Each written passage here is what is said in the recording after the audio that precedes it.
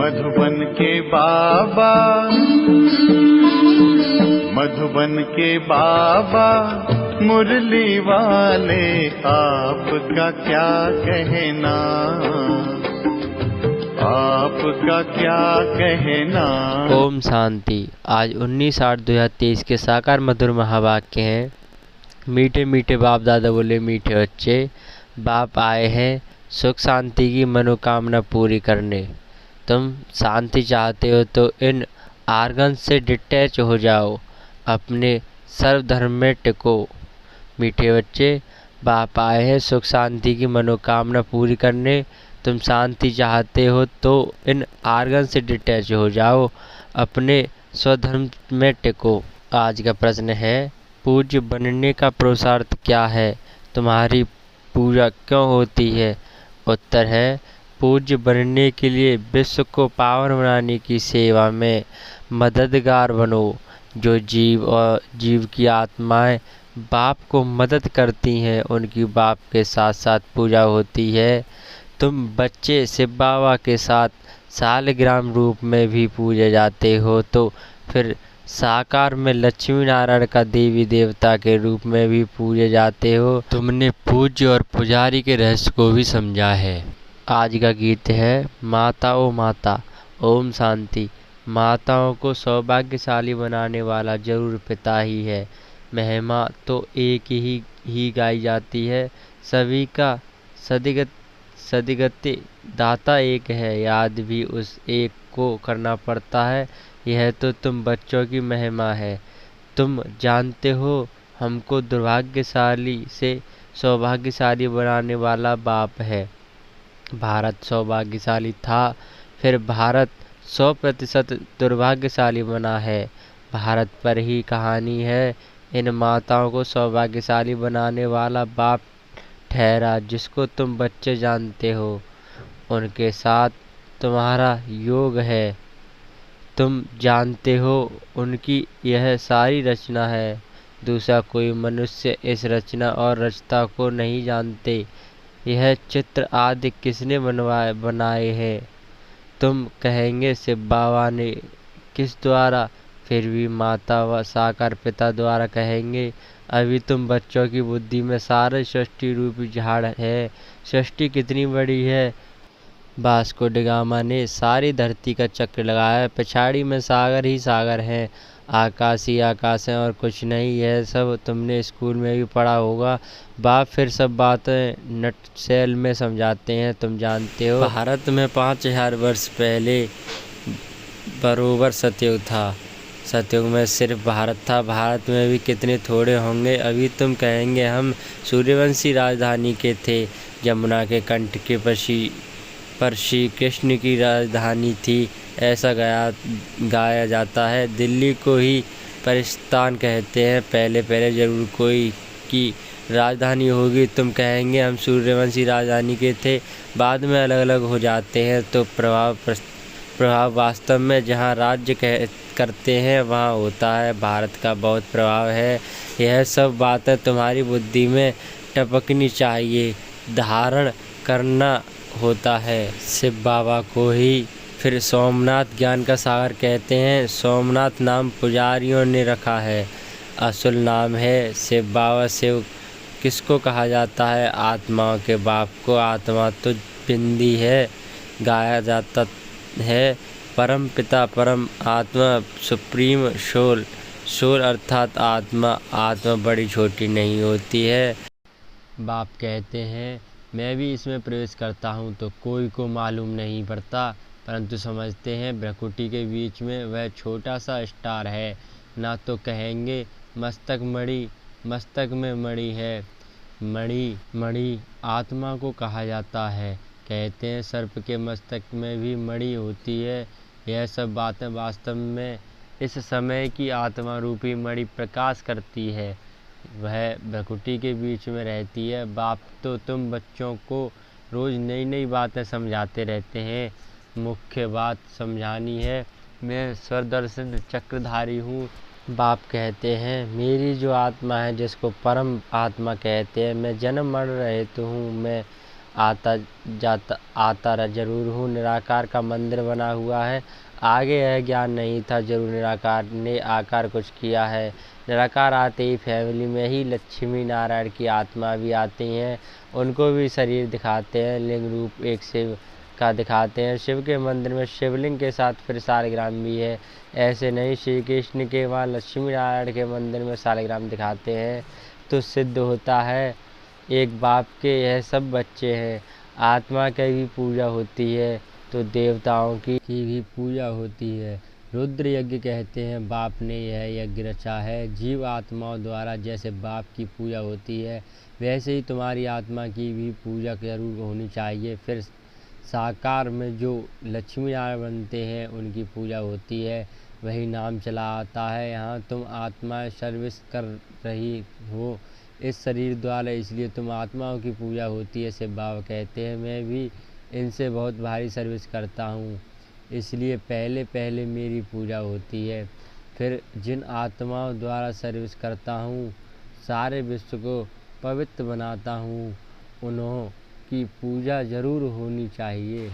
सबकी पूजा करते हैं, कम से कम लाख शालिग्राम बनाते हैं। सेठ लोग रुद्र यज्ञ रचवाते हैं तो कोई 5000, कोई 10,000, कोई लाख शालिग्राम भी बनवाते हैं। यह है परमात्मा और आत्माओं की पूजा। बाप समझाते हैं, तुम आत्माएं इस पतित शरीर द्वारा सेवा कर रही हो। सबसे जास्ती सर्विस से बाबा करते हैं और फिर तुम्हारे द्वारा कराते तो तुम आत्माओं की पूजा होती है। बाप के साथ पहले पहले तुम्हारी महिमा आनी चाहिए। जानते कोई भी नहीं है, न रुद्र को न शालिग्राम को जानते हैं। जिन्होंने राज्य पाया, अभी तुम राज्य पा रहे हो। पूजा मुख्य की होती है, वह लक्ष्मी नारायण जिनकी डिनास्टी गाई हुई है। उन्होंने यह भी राज्य कोई की मदद से लिया होगा, न तुम बच्चों की मदद से राजधानी स्थापना होती है। बड़ी मीठी बातें हैं, नटशेल में बाबा समझाते रहते हैं ताकि धारण भी कर सको। मुख्य धारण की बात है, मुझ बाप को याद करो। तुम्हारी आत्मा में भी झाड़ और चक्र की नॉलेज है। नंबर 1 सबसे पूज्य शिव बाबा आत्माओं का बाप है, जो तुम्हारे बैठ ऐसा लायक बनाते हैं। तुम आत्माओं की पूजा होती है। हम पूज्य और पुजारी कैसे बनते हैं, सो अब समझते हो। भारतवासी की पूज्य और पुजारी बनते हो। अभी सब पुजारी हैं, फिर पूज्य होंगे, वहाँ फिर कोई पुजारी भक्त नहीं होगा। उन्हों को भगवती भगवान जरूर भगवान ने ही बनाया होगा। अब भगवान निराकार या साकार में ऊंचते ऊंच लक्ष्मी नारायण हैं। उन्हों को ऐसा बनाने वाला है निराकार, इसलिए निराकार की पूजा होती है। यह सब बातें तुम बच्चों को समझाई जाती हैं। पहले पहले बाप के में निश्चय रखना है बरोबर, हम आत्माओं का बाप है। कोई कहे हे भगवान, हे परमपिता, तो बोलो यह किसने याद किया और किसको एकदम पकड़ना चाहिए। तुमको कितने बाप हैं, तुम किसको पुकारते हो, भगवान किसको कहते हो। कहेंगे गॉड फादर, तो जरूर 2 फादर हैं। आत्मा याद करती है गॉड फादर को। तुम्हारी आत्मा भी और शरीर भी है। शरीर का तो लौकिक बाप है, आत्मा का बाप कौन है, जिसको कहते हैं परम पिता परमात्मा। यह किसने और किसको पुकारा, उस बेहद के बाप का निश्चय देना है। उनसे ही वर्षा मिलती है, यह भी उनको याद करते हैं। भिन्न भिन्न भाषाओं में भिन्न नाम भी रख दिए हैं। कोई गॉड कहते हैं, कोई परमात्मा, कोई खुदा कहते हैं। सभी धर्म वाले याद जरूर एक को ही करते हैं, वह है सभी आत्माओं का बाप। वर्षा बाप से ही मिलती है। तुम आत्मा उनको पुकारती हो तो 2 बाप का परिचय देना है, हद का बाप और बेहद का बाप। भक्ति मार्ग में भक्त भगवान को याद करते हैं तो भगवान कहते हैं मैं आता हूँ, आकर तुमको शांति सुख देता हूँ, फिर मुझे कभी याद करने की भी दरकार नहीं रहेगी। तो पूज्य पुजारी पावन पतित भारतवासी ही बनते हैं।